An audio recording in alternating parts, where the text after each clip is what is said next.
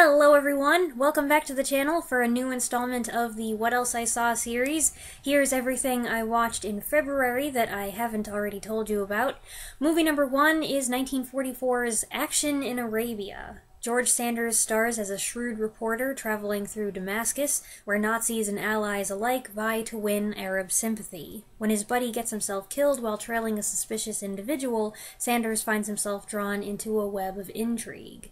My expectations for this one dropped when it first began because the quality was a little but it ended up being better than it initially seemed. The bulk of the credit for that goes to George Sanders, who plays his role with the same smartness he brought to most of his films. Rather than fumbling through or phoning it in, he elevates the B-movie material, smoothing out the awkward bits and injecting style, humor, and a flair that makes his interactions with the supporting cast more entertaining.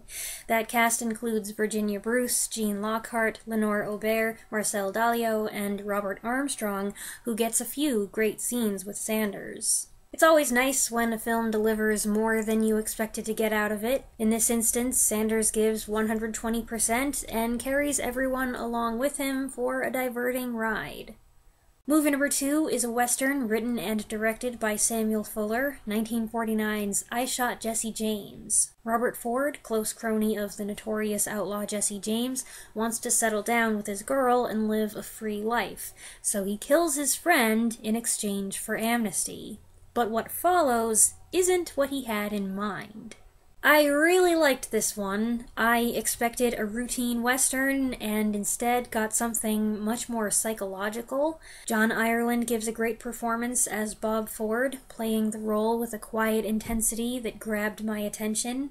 I've seen John Ireland in 3 movies in the last 6 months, I think, and I've been really impressed. There's something unique he does with his voice here, seldom raising it above a soft, low pitch. The exception is when he starts shouting in one scene, which is all the more effective because of the contrast. Society turns on Ford for being a coward, but Ireland gives him motive and rationale. Well, maybe rationale isn't quite the right word. There are times when you wonder if he's really thinking straight. The supporting cast is very good too, including Preston Foster, Barbara Britton as Ford's actress girlfriend, and even character actor J. Edward Bromberg in a small role as her manager. The only one who's kind of bland is Reed Hadley as Jesse James. But as you might guess from the title, he's not in it for very long. This was Sam Fuller's feature-length directorial debut.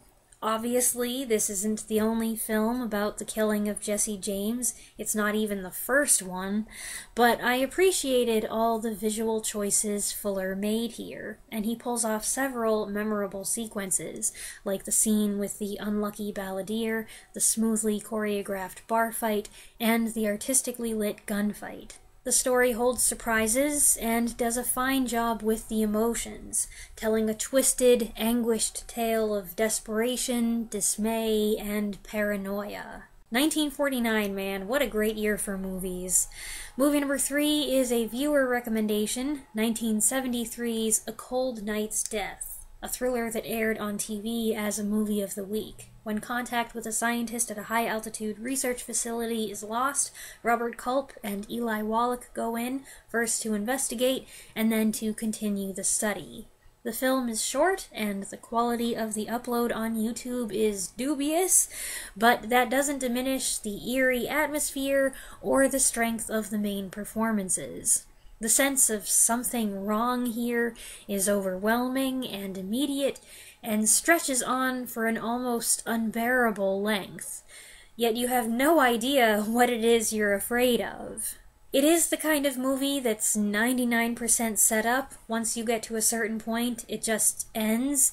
I think my mom felt a bit dissatisfied with that. She wanted just a little more explanation or a little more follow-up. But I was okay with it, and I felt like it told all the story that it needed to tell, and in general we both found it an effective, moody horror movie. It occupies the same subgenre as The Thing, although it reminded me more of the first season episode of The X-Files, Ice. Also, I found out someone wrote a novelization to go along with it, but good luck finding that anywhere. Movie number 4 is also from 1973, The Train Robbers. John Wayne teams up with a couple old war buddies, Rod Taylor and Ben Johnson, to help Anne Margaret find her dead husband's stolen gold and return it to the bank. I've mentioned before that I saw this once years ago, and I think I liked it, but I didn't remember it very clearly, so when it came on the TCM app, I took the opportunity to revisit it.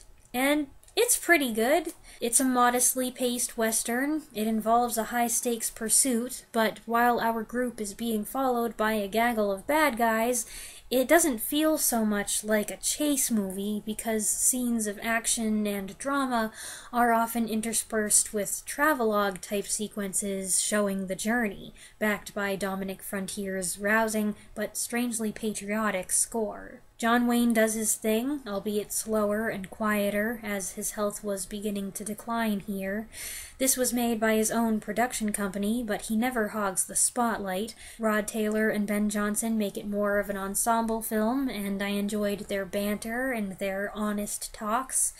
The group also includes Christopher George, who was very good, Jerry Gatlin, who was unremarkable, and pop idol Bobby Vinton. Hi, longtime Bobby Vinton fan here. I've loved his music since I was a little kid. I think he's a great underrated crooner of the 60s and 70s, and in the past few years I've also discovered that he has some really fun Christmas songs.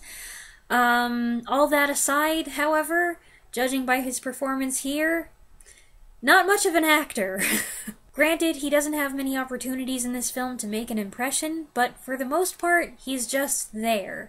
And unlike Dean Martin and Ricky Nelson in Rio Bravo, he never sings, and I thought that was odd.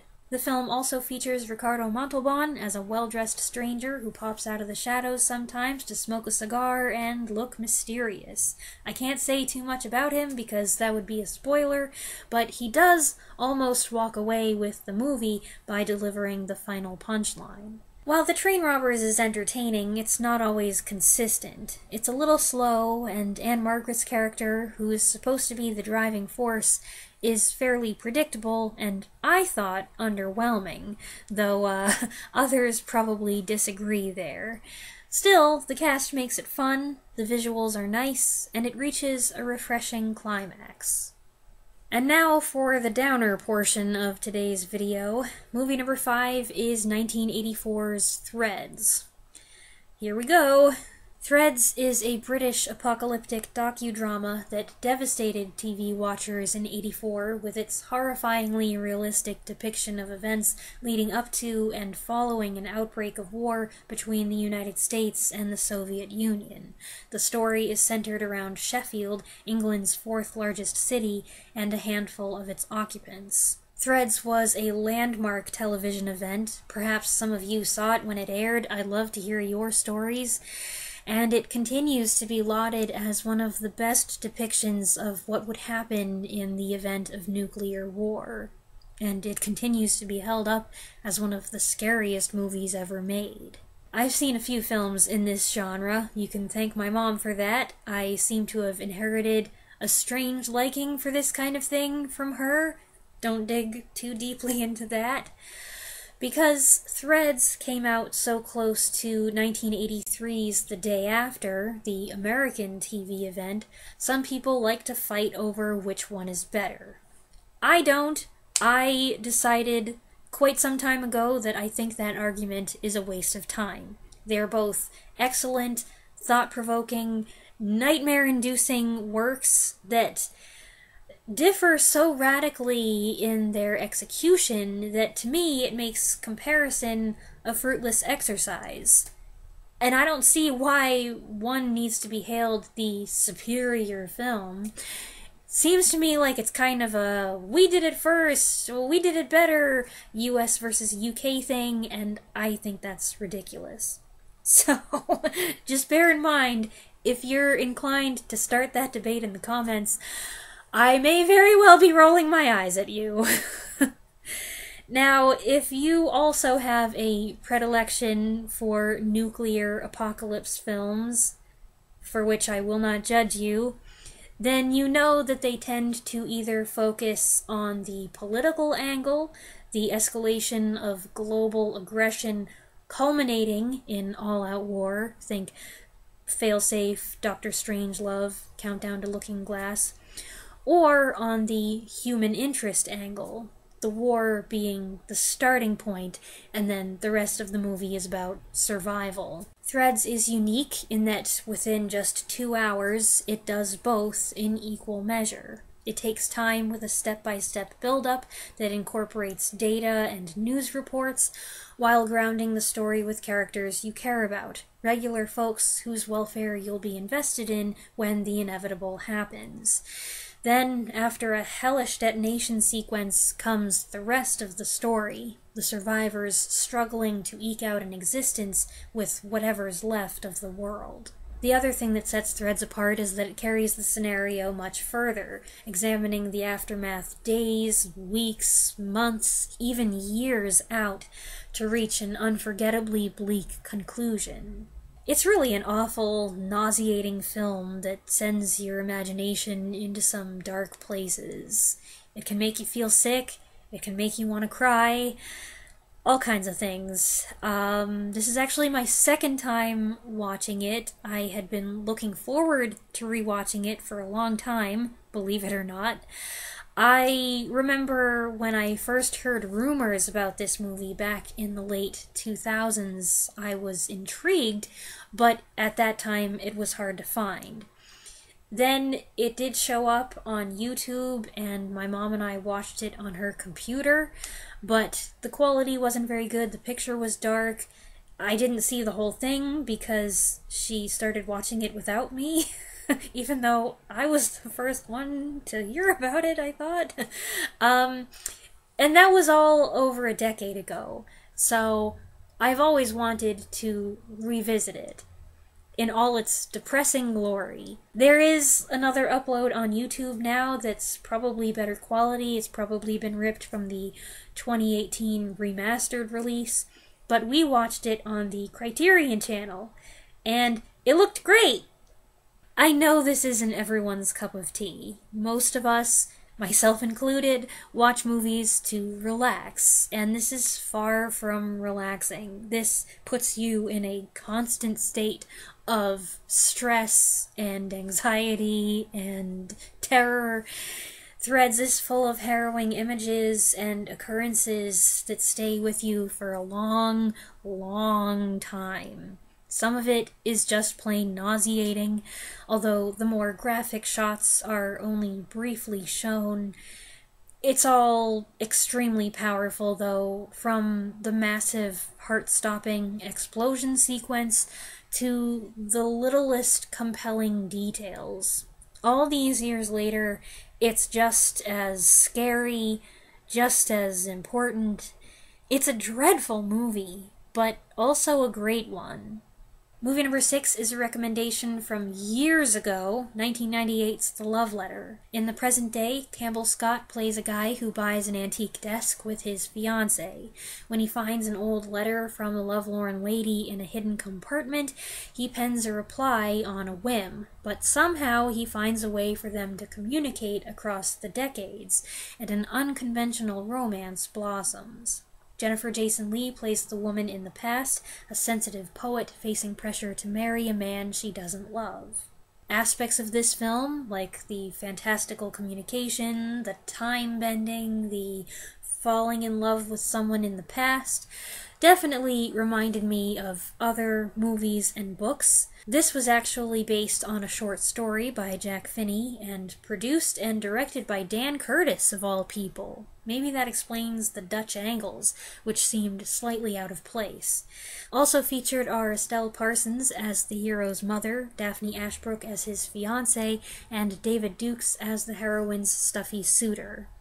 The love story here is bittersweet, with a lot of yearning and heartache, but I actually came to feel the most sympathy for the fiancé, who senses something's gone wrong in their relationship, but every time she asks him if everything's okay, or if he's having second thoughts, he assures her it's fine. I really wish he'd handled this differently. Let her off the hook. Don't lie to her. maybe realize that you're being unfaithful by writing love letters to this woman who's 130 years in the past. You know, something like that. Tell her the truth. Or if you don't want to tell her the whole truth because you think she'll believe you're crazy and have you committed or something, then just tell her some of the truth. Say, you know what?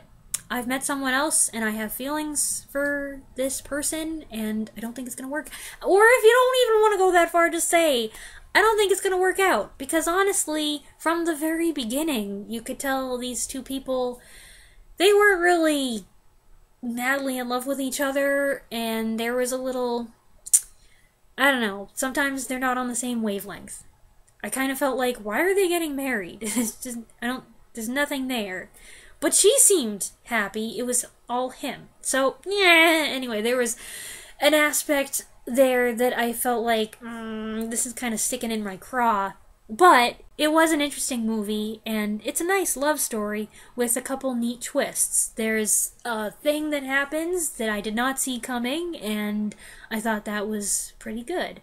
And then I was happy with how it turned out in the end. The fiancé thing, though, that really bugs me. Movie number 7 is 1943's The Moon is Down, a war drama based on a Steinbeck novel set in occupied Norway shortly after the Germans take over, where the members of a mining community strive to stand up to their invaders. Sir Cedric Hardwicke and Henry Travers lead a fine cast, and they're both very good here. This isn't an action-heavy movie, but it's got several tense moments and strong, dramatic confrontations. I thought the writing was particularly good. Acts of bravery mingle with acts of cowardice, but primarily this film is intended to highlight the heroism of the Norwegian people. Naturally, it's reminiscent of other mid-war and post-war films I've seen about a society struggling and squirming under German occupation. But personally, I find that even when the premise is familiar, and with pretty much all war movies the premise is familiar, they seldom lose their ability to move and inspire the viewer. There was one scene here I found particularly stirring. Movie number 8 is 1953's Dangerous Crossing. This streamlined seafaring thriller stars Jean Crane as a newlywed bride embarking on her honeymoon. But shortly after the ship departs, she's disturbed to find her new husband seems to have disappeared. What's worse, no one else believes he ever came aboard. I went into this knowing very little and came away pleasantly surprised. Not too surprised, since it is in the same vein as other "my person is missing, but everyone else says he or she was never here" films, like Flight Plan, or Bunny Lake is Missing, or several other movies that I can't think of at the moment. But this time it's on a cruise, and Jean Crane is a compelling heroine. Also, her hair, makeup, jewelry, and wardrobe are really pretty. Michael Rennie co-stars as the ship's doctor, torn between sympathizing with his distressed patient and doubting her unlikely story. There is some interesting psychology suggested, including the possibility that the protagonist might have some daddy issues. And then along comes Michael Rennie, a tall drink of water in a uniform, and he hovers around her, he keeps her safe and keeps her distracted, and pops up everywhere just when she needs to be rescued. And it was nice. It's chivalrous, it's sweet, I like that. But at one point, she was trying to fasten the buckle on her shoes, and she was working at it for 5 seconds, maybe 10 seconds max, and then he gets up and bends down and takes care of it for her. And I was like, okay, come on. You don't have to do every little thing for her. Are you going to spoon feed her food next? Let's pull back on the mollycoddling, okay? But I enjoyed the film a lot. It's got nice atmosphere and a decent little mystery. I say little because it's only an hour and 15 minutes long. I liked the pacing and the direction and the main characters, even though that one moment seemed a little over the top. Movie number 9 is 1961's Blast of Silence. At Christmas time, a hired gun drives to Manhattan on the tail of his next target. But while he's waiting to do the job, he gets distracted by old acquaintances and a troublesome associate. This gritty crime thriller feels like a mashup of 40s and 60s elements. The atmosphere, clothing, and noirish introspection is 40s, but the stark photography, the lively jazz score, and the bongo-playing in-house entertainment scream 60s. This was on the Criterion Channel as part of that holiday noir collection I mentioned last month.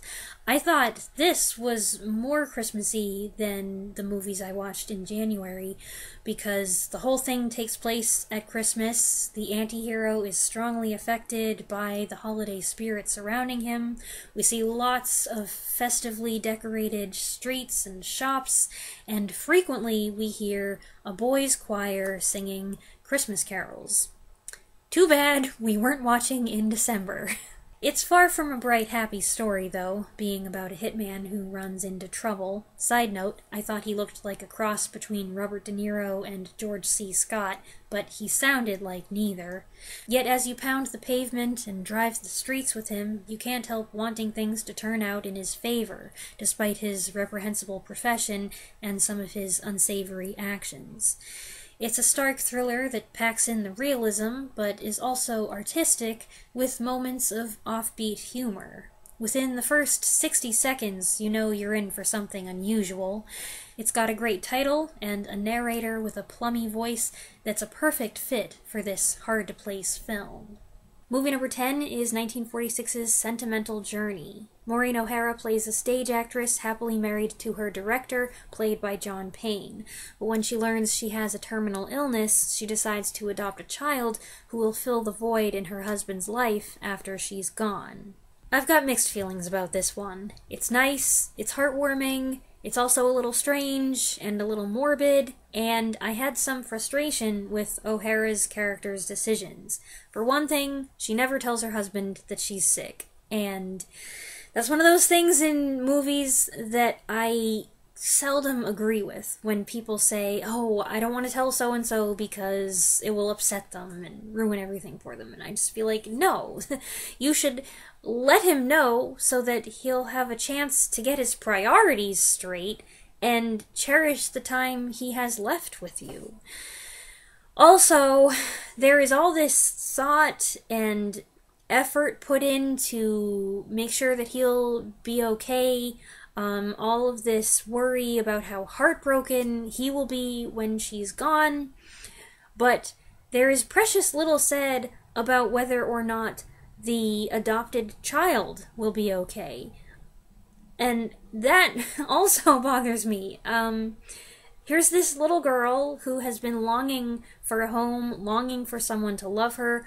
Along comes this woman, and she loves her immediately, and they have this really tight bond, and it's wonderful, and yet it's going to be fleeting. And this little girl's going to be devastated when she's gone. But it is an appealing story, and very, very sweet, and sentimental, of course. Get ready to hear that title song a dozen times. The wide-eyed and imaginative orphan girl they adopt, who has a few things in common with Anne Shirley, is played by Connie Marshall, who becomes a precocious mini-me of O'Hara. They have charming chemistry, but of the three, I think John Payne gives the strongest performance, first as the spoiled man-child put out that his doting wife's attention is now divided, and later as the grief-stricken husband.